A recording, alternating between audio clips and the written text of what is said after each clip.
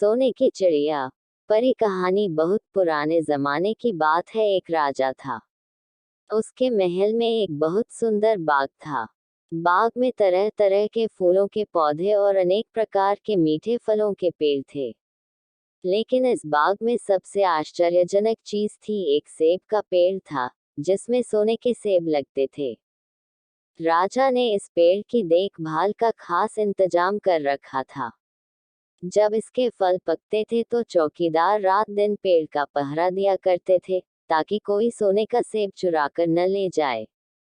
लेकिन एक दिन की बात है कि बाग के माली ने जब सोने के सेबों को गिना तो उसमें से एक सेब गायब था।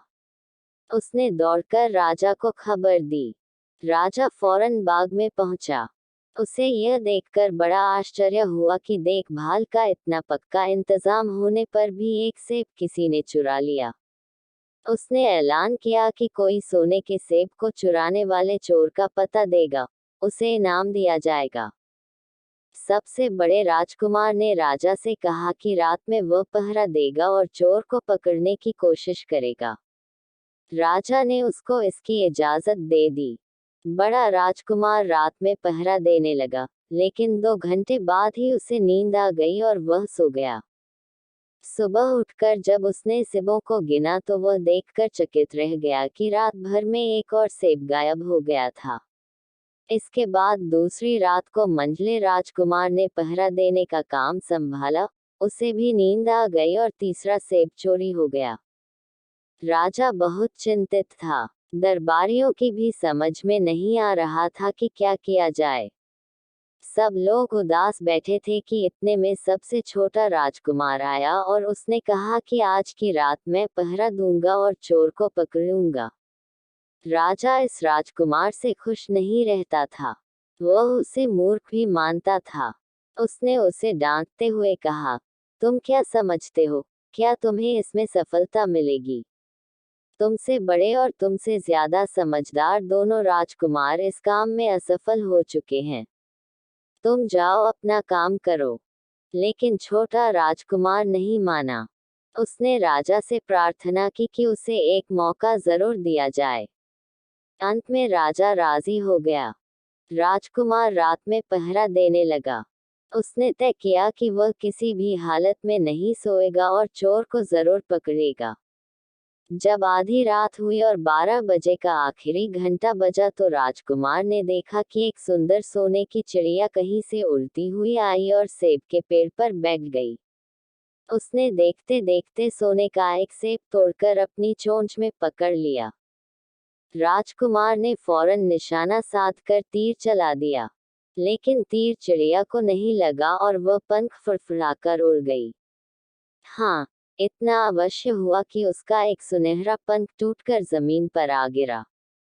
दूसरे दिन सुबह राजकुमार ने राजा को सारी बात बता दी और वह सोने का पंख उनके सामने रख दिया। पंख इतना सुंदर और इतना कीमती था कि राजा उसे देखता ही रह गया। उसने कहा, अगर उस चिड़िया का एक पंख इतना सुंदर है तो वह पूरी चिड़िया कितनी सुंदर होगी। मैं चाहता हूँ कि उस चिड़िया को कोई पकड़ लाए। सबसे पहले बड़ा राजकुमार इस काम के लिए रवाना हुआ। चलते चलते वह एक जंगल में पहुंचा। वहां उसने एक लोमड़ी को एक पेड़ के नीचे आराम करते हुए देखा। राजकुमार ने मौका देखकर तीर अपने धनुष पर चढ़ा लिया। वह तीर छोड़ने ही जा रहा था कि लोमड़ी ने चिल्लाकर कहा, राजकुमार, मुझे मत मारो। मुझे पता है कि तुम सोने की चिड़िया की खोज में निकले हो। तुम मेरी राय मानो तो तुम्हारा काम जल्दी ही पूरा हो जाएगा। तुम इसी रास्ते से सीधे चले जाओ। शाम होने पर तुम एक गांव में पहुंचोगे। वहां तुम्हें आमने सामने 2 सराय मिलेंगी। एक सराय खूब सजी सजाए और सुंदर सी होगी, लेकिन तुम उसमें मत ठहरना। तुम उसके सामने वाली दूसरी सराय में ठहरना, जो बहुत मामूली और देखने में भी भद्दी सी होगी। ऐसा करने पर तुम्हारा काम आसानी से पूरा हो जाएगा। लोमड़ी का बात सुनकर राजकुमार को हंसी आ गई। उसने डांट कर कहा, भाग जा यहाँ से। मुझे तुम्हारी सलाह की जरूरत नहीं है। यह कहकर उसने तीर छोड़ दिया। लेकिन लोमड़ी बहुत चालाक थी। वह बचकर निकल भागी।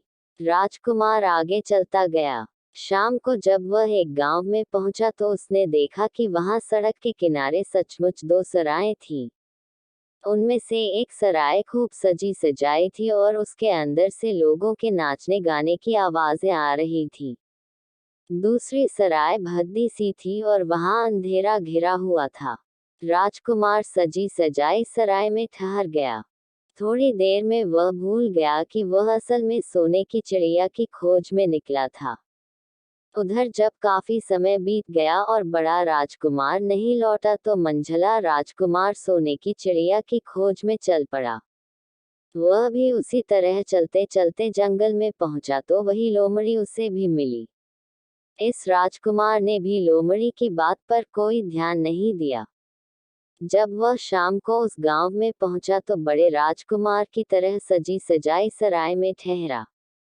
वहां के नाच रंग में मस्त होकर वह भी अपना काम भूल गया। यहाँ तक कि उसे घर लौटने की भी सुध न रही। अंत में सबसे छोटे राजकुमार ने राजा से कहा कि मैं सोने की चिड़िया की खोज में जाऊंगा। राजा को विश्वास था कि जब उससे बड़े दोनों राजकुमार इस काम में सफल नहीं हुए तो इसे और भी सफलता नहीं मिलेगी। लेकिन उसके जिद करने पर राजा ने उसे इजाजत दे दी। छोटा राजकुमार तैयार होकर सोने की चिड़िया की खोज में निकला। जंगल में उसे भी लोमड़ी मिली।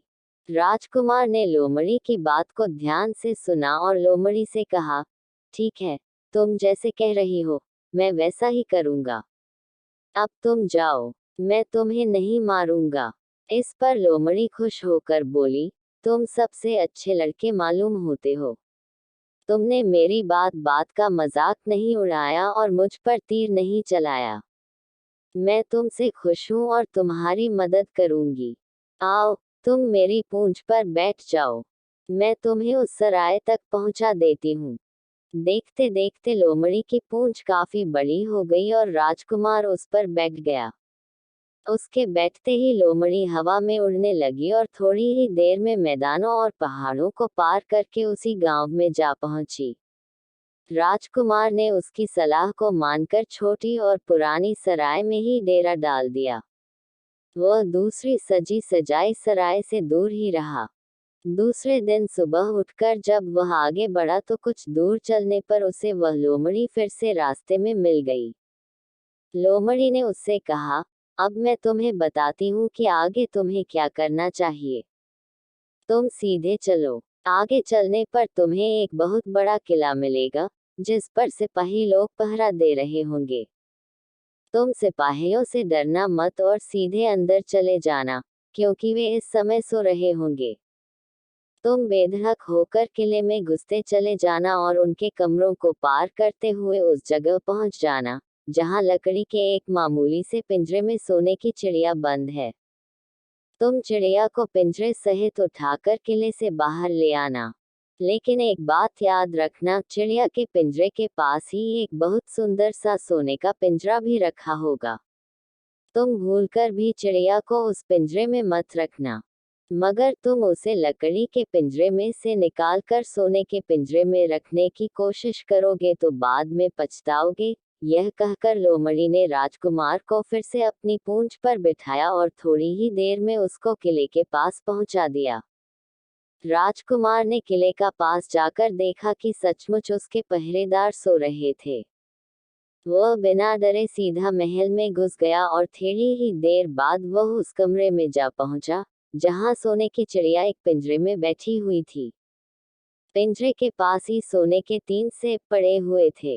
इन सेबों को देखकर राजकुमार ने फौरन पहचान लिया कि ये सेब उसके पिता के बाग के ही थे। सोने की चिड़िया इतनी सुंदर थी कि राजकुमार उसको देखता ही रह गया।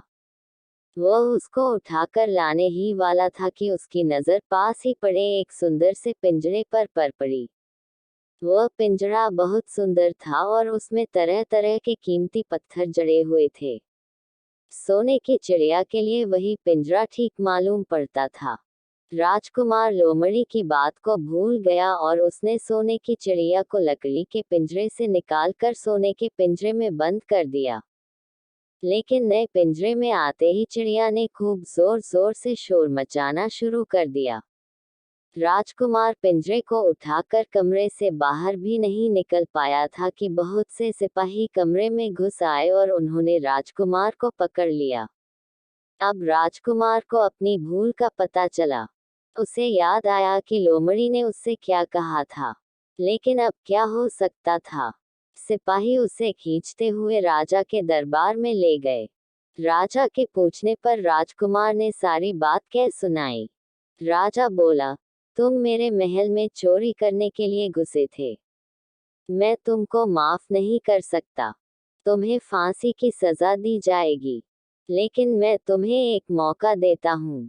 अगर तुम मेरे लिए सोने का घोड़ा ला दो तो मैं न सिर्फ तुम्हें छोड़ दूंगा बल्कि सोने की चिड़िया भी तुमको दे दूंगा। राजकुमार को अपनी जान बचाने के लिए राजा की शर्त माननी पड़ी। अब वह सोने के घोड़े की तलाश में निकला। किले के बाहर जाने पर उसने देखा कि लोमड़ी का उसका इंतजार कर रही है। उसने लोमड़ी को सारी बातें बताईं। लोमड़ी ने निराश होते हुए कहा, मैं अब तुम्हारी कोई मदद नहीं करूंगी। तुमने मेरे कहने के अनुसार नहीं किया। मैंने जिस तरह से कहा था, अगर तुम उस तरह से काम करते तो इस मुसीबत में नहीं फंसते और सोने की चिड़िया तुम्हें मिल जाती। राजकुमार बोला, इस बार मुझे माफ कर दो। मुझसे गलती हो गई। मेरा काम तुम्हारी सहायता के बिना नहीं चलेगा। मुझे राजा ने सोने का घोड़ा लाने के लिए कहा है, वरना वह मुझे फांसी पर चढ़ा देगा। लोमड़ी ने कहा, खैर, मैं तुम्हें माफ करती हूँ। अब तुम ऐसा करो कि मेरी पूंछ पर बैठकर सीधे चले चलो। कुछ दूर जाने पर तुम्हें एक दूसरा किला मिलेगा। उसी किले की घुड़साल में तुम्हें सोने का घोड़ा बंधा हुआ मिलेगा। महल के नौकर चाकर सब सो रहे होंगे। तुम चुपचाप जाना और घोड़े को खोल लेना। लेकिन एक बात याद रखना, वहां घोड़े के पास ही घोड़े पर कसने के लिए 2 जीनें रखी होंगी। उसमें से एक तो पुरानी चमड़े की जीन होगी और दूसरी सोने की जीन होगी।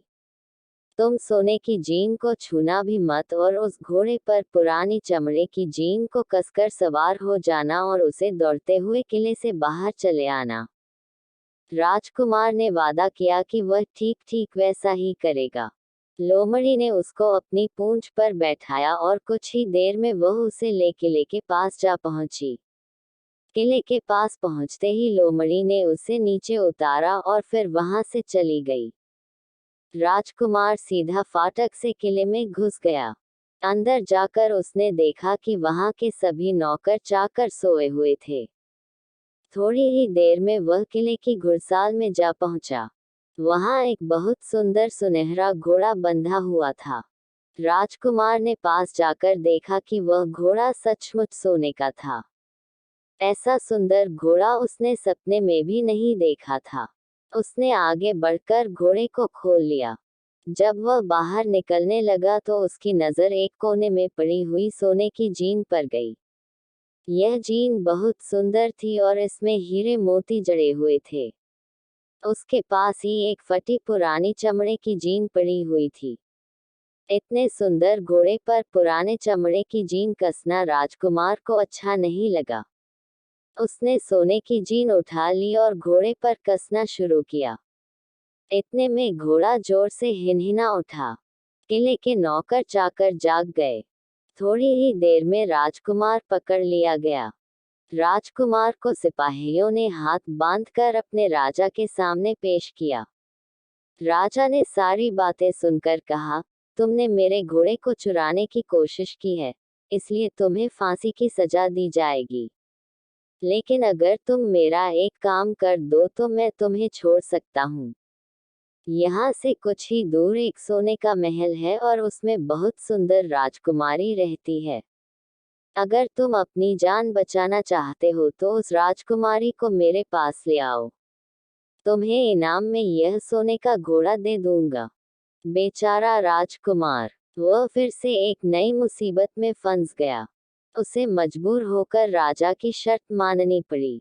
अब वह सोने के महल की खोज में निकला।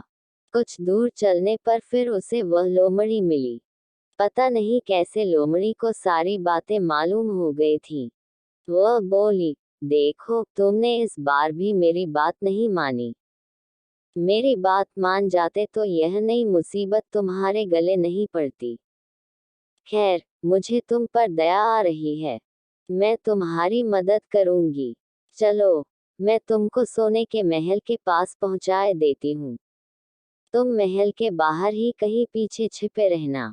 जब उसमें से शाम को राजकुमारी तालाब में नहाने के लिए बाहर आए तो तुम आगे बढ़कर उसका हाथ पकड़ लेना। जैसे ही तुम उसको छुओगे, राजकुमारी तुम्हारे साथ आने के लिए राजी हो जाएगी। लेकिन एक बात याद रखना, तुम उसको वहां से अपने साथ ले आना। उसे वापस महल में मत जाने देना। वह तुमसे कहेगी कि मैं अभी अपने माता पिता से मिलकर आती हूँ। लेकिन तुम उसकी बातों में मत आना, वरना फिर मुसीबत में फंस जाओगे। यह कहकर लोमड़ी ने फिर से अपनी पूंछ फैला दी और राजकुमार उस पर बैठ गया। देखते देखते लोमड़ी हवा में उड़ती हुई कुछ देर बाद सोने के महल के पास जा पहुंची। महल के पास पहुंचते ही राजकुमार एक पेड़ की आड़ में छिपकर बैठ गया। शाम को जब राजकुमारी नहाने के लिए किले से बाहर आई तो राजकुमार ने हिम्मत करके आगे बढ़कर उसका हाथ पकड़ लिया। उसके छूते ही राजकुमारी उसके साथ चलने के लिए तैयार हो गई। वह बोली, राजकुमार, तुम मुझे जहां भी ले जाना चाहोगे मैं तुम्हारे साथ चलूंगी, लेकिन मुझे थोड़ी देर के लिए अपने माता पिता से मिलाने दो। राजकुमार ने कहा, नहीं, यह नहीं होगा। तुम्हें तुरंत मेरे साथ चलना पड़ेगा। लेकिन राजकुमारी रोने लगी। इतनी सुंदर राजकुमारी को रोते देखकर राजकुमार का मन पिघल गया। अंत में वह राजी हो गया और बोला, जाओ, थोड़ी देर के लिए माता पिता से मिलाओ, लेकिन फिर तुरंत बाहर चली आना। लेकिन राजकुमारी ने जैसे ही किले में पैर रखा, किले के पहरेदार जाग गए और उन्होंने राजकुमार को पकड़ लिया। राजकुमार बहुत पछताया, लेकिन अब क्या हो सकता था।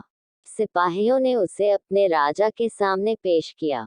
राजा बहुत निराश था। उसने उसी वक्त हुक्म दिया, इस राजकुमार को फौरन फांसी पर चढ़ा दिया जाए। यह सुनकर राजकुमार रोने गिड़गिड़ाने लगा।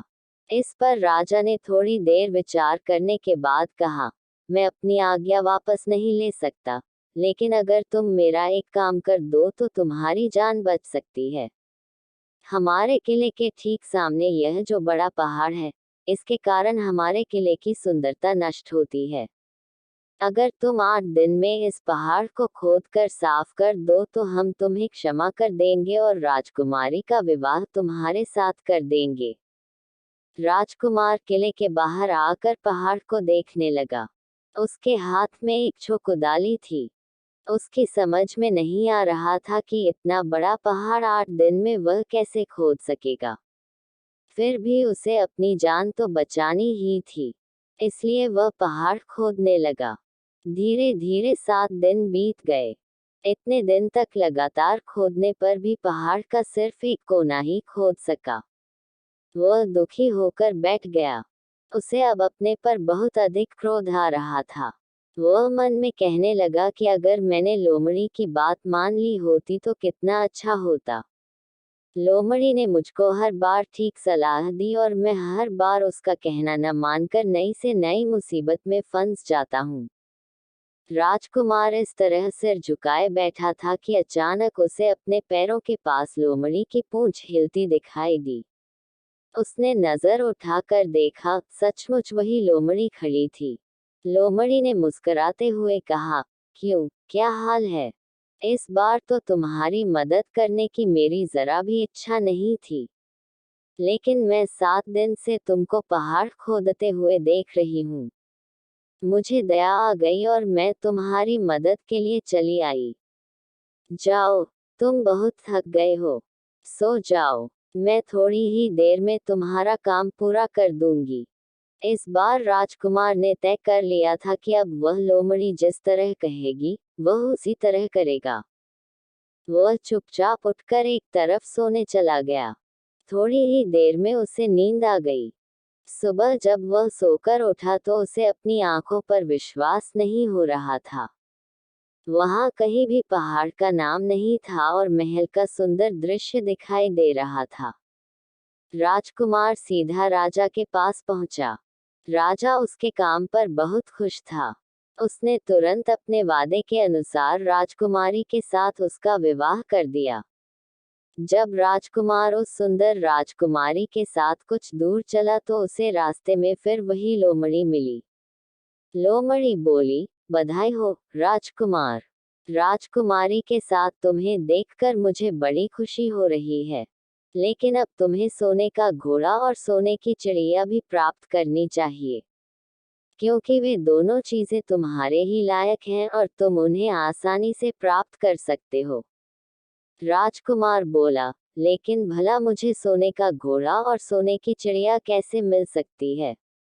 मैं तो इस राजकुमारी को भी उस राजा के लिए ले जा रहा हूँ। लोमड़ी ने कहा, नहीं, तुम ऐसा काम कभी मत करना। इस राजकुमारी के साथ तुम्हारा विवाह हुआ है और यह अब तुम्हारी ही है।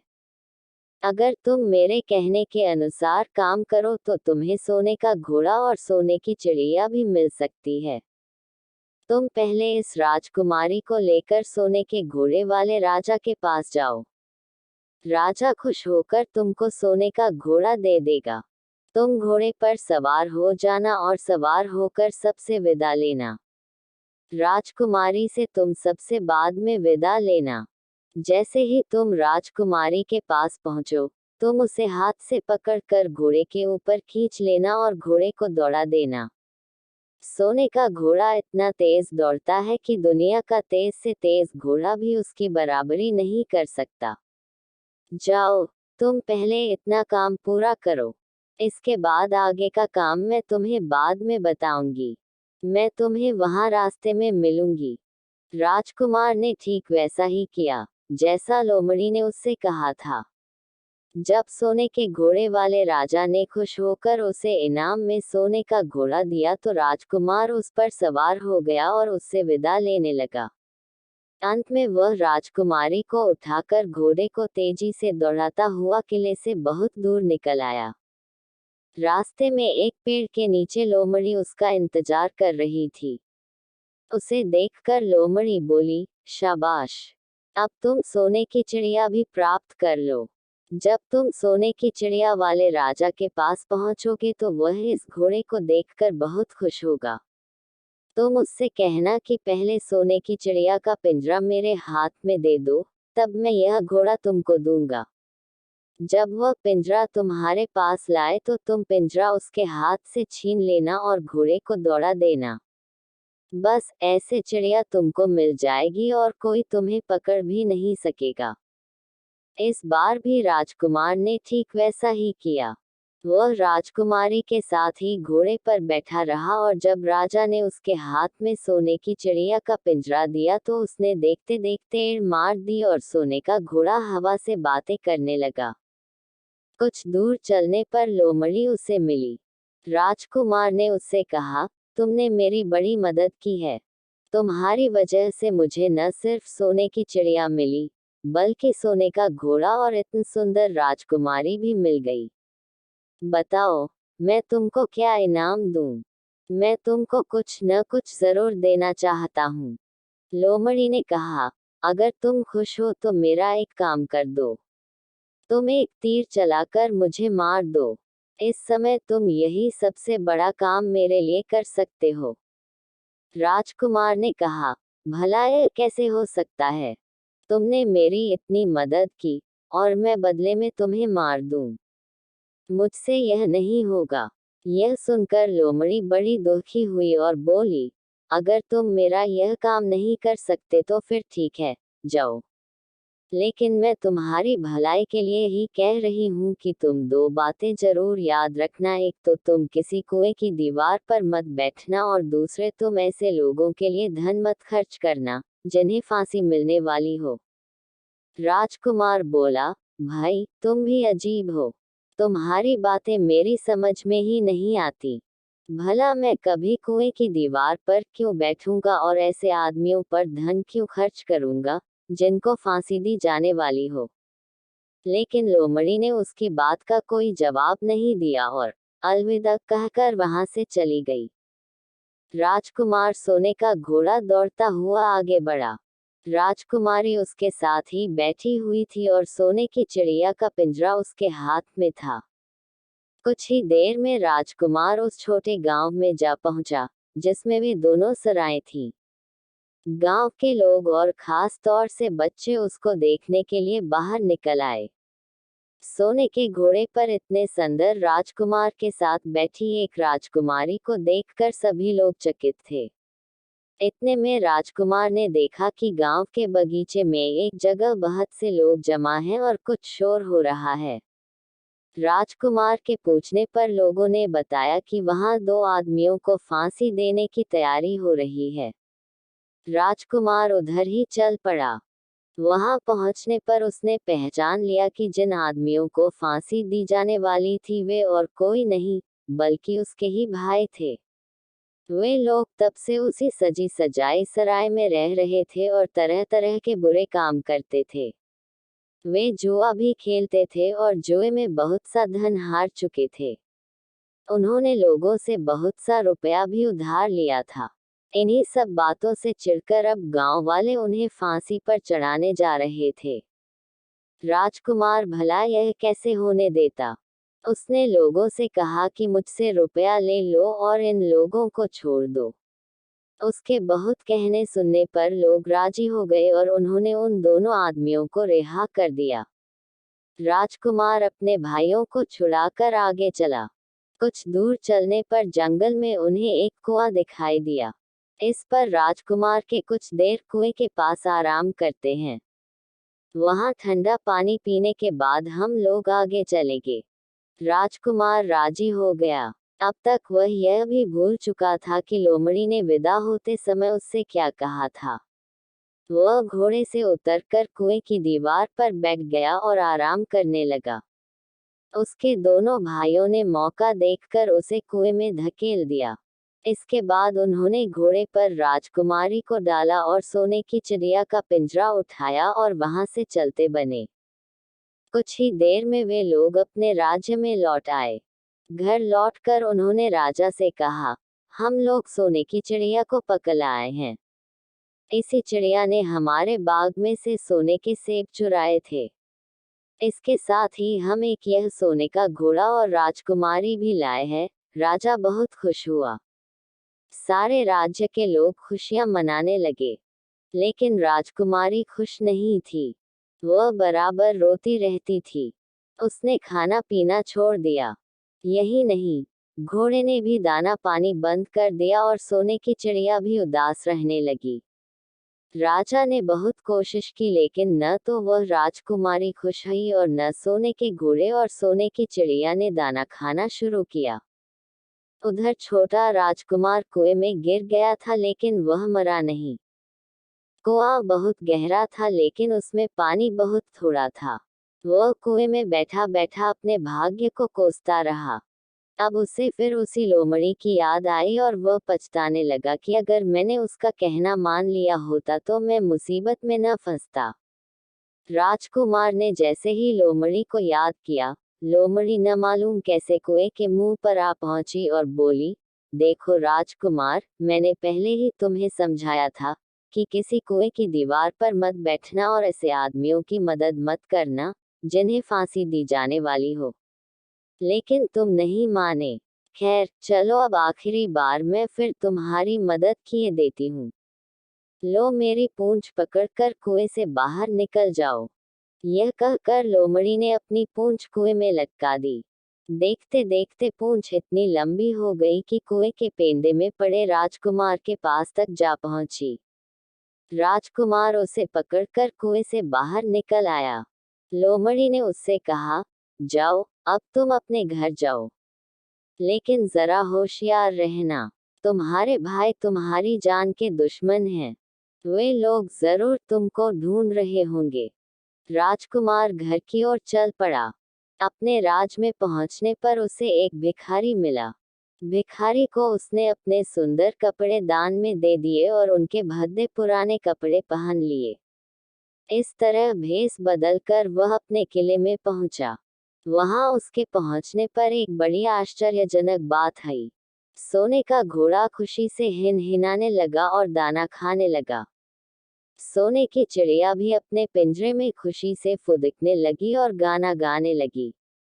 राजकुमारी ने अपने आंसू पोंछ डाले और वह भी खुश दिखाई देने लगी।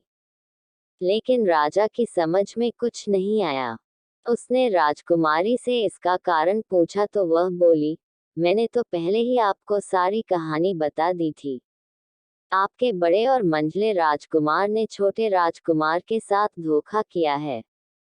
इन्होंने आपको भी धोखा दिया है। लेकिन अब आपका छोटा राजकुमार यहाँ पर आ पहुँचा है। इसीलिए मुझे बहुत खुशी हो रही है। उसी के साथ मेरी शादी हुई है और मैं उसके साथ ही सुखी रह सकती हूँ।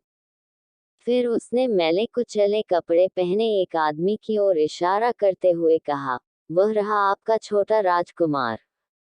राजा ने भी अपने छोटे लड़के को पहचान लिया।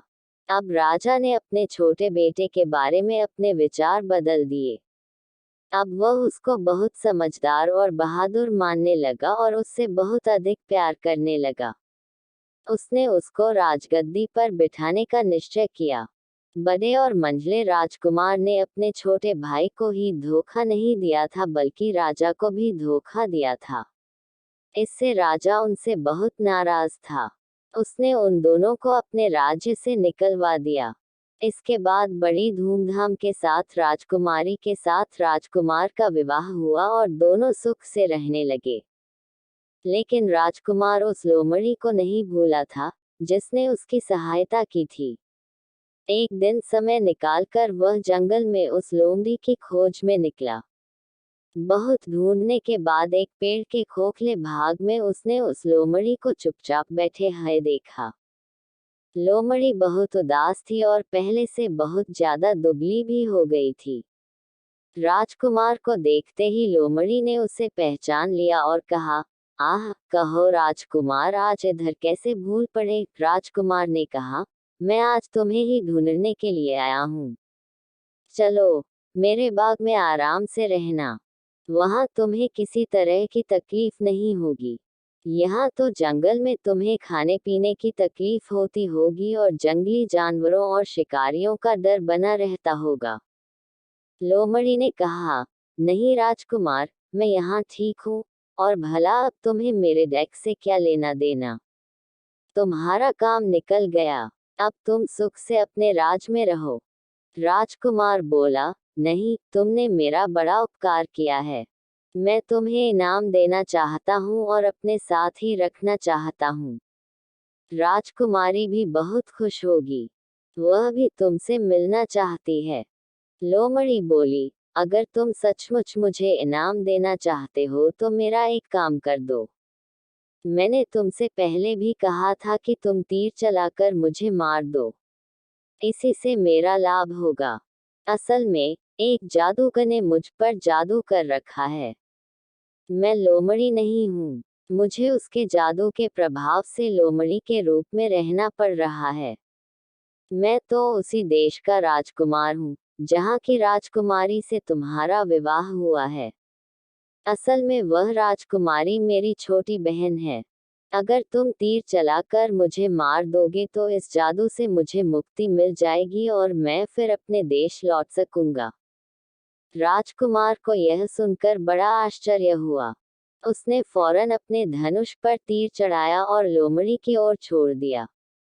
तीर के लगते ही लोमड़ी मर गई और उसमें से एक सुंदर सा राजकुमार निकल आया। फिर दोनों राजकुमार आपस में गले मिले। इसके बाद